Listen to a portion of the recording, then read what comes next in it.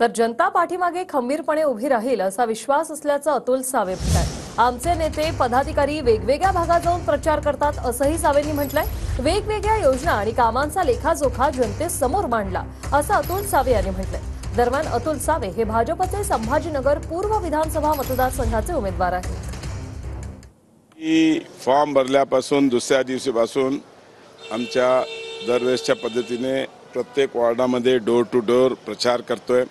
Plus आमच्या रोज वेगळ्या वेगळ्या भागात आमचे जे नेते आहेत, शिरीषजी बोराळकर असतील, आमचे माननीय डॉक्टर भागवतजी कराड असतील, आमचे किशोर शितोळे आहेत, किरण पाटील आहेत, आमच्या विजयाताई रहाटकर आहेत, आमचे अजून बापू घडामोडे आहेत, हे रोज वेगळ्या वेगळ्या भागात जाऊन बैठका घेऊन लोकांना कन्व्हिन्स करतात। आम्ही केलेलं 10 वर्षातलं काम, या शहराच्या विकासासाठी केलेलं काम, याचा सगळा लेखाजोखा आम्ही जनतेसमोर मांडतोय।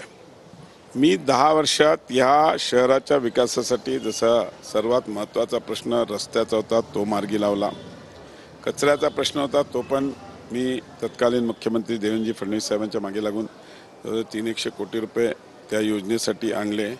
आणि सर्वात महत्त्वाचा पाण्याचा प्रश्न, जो समांतर जलवाहिनी 10 वर्षापासून काम चालू होतं ते बाजूला करून आम्ही नवीन 1680 कोटी रुपयाची योजना मंजूर करून आणली।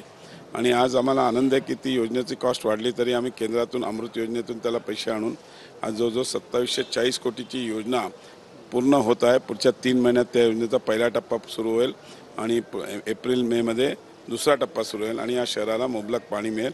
आणि जो मागच्या 10-15 वर्षापासूनचा या पाण्याचा प्रश्न प्रलंबित होता तो मार्गी लावण्यामध्ये आम्हाला यश मिळालं आहे। अतिशय उत्कृष्ट सभा झाली। जनसमुदाय एवढा होता की लोक मध्ये काही बसू पण नाही शकले, लोकांना रोडवर थांबावं लागलं, एवढी सभा मोठी झाली। आणि त्याच्यामुळे पूर्ण मराठवाड्यातलं वातावरण बदललेलं आहे। आणि ज्या पद्धतीने मोदीजींनी सगळ्या जनतेला संबोधित केलं, प्रत्येकाला कन्व्हिन्स झाले, प्रत्येकजण मानतोय की यस मोदीजी म्हणतात ते खरं आहे। आणि आम्हाला खात्री आहे की याच्यामुळे लोकांच्या मनात एक वेगळं परिवर्तन होईल आणि लोक आमच्या पाठीमागे खंबीरपणे उभे राहतील।